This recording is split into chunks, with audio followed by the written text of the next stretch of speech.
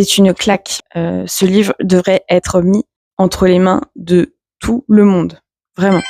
Bon, j'hésitais à lire des romans graphiques et puis j'ai attaqué, j'ai lu ces deux-là et il faut que je vous en parle parce que j'ai adoré. Le premier, c'est Après l'éclipse aux éditions La Ville brûle de Ève Cambrelin.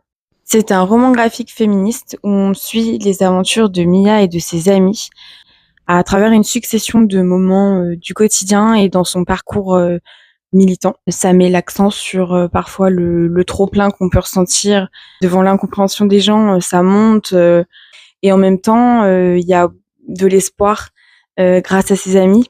Une belle histoire de sororité et franchement, c'est un petit moment tout doux à passer.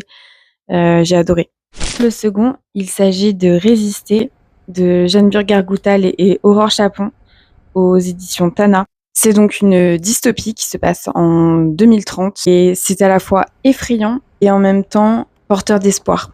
On y parle d'écoféminisme et donc de toute l'intersectionnalité des luttes.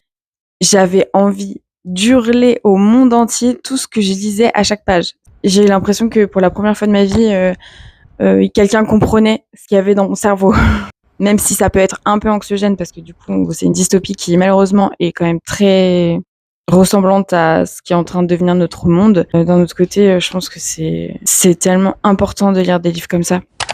Si vous n'avez jamais entendu parler de ce concept d'écoféminisme et que vous êtes peut-être un peu perdu et en quête d'un peu d'espoir, surtout en ce moment, je vous recommande chaudement de lire ce roman graphique. Voilà, en tout cas, si vous connaissez l'un ou l'autre ou si vous avez d'autres recommandations de romans graphiques à me faire, n'hésitez pas.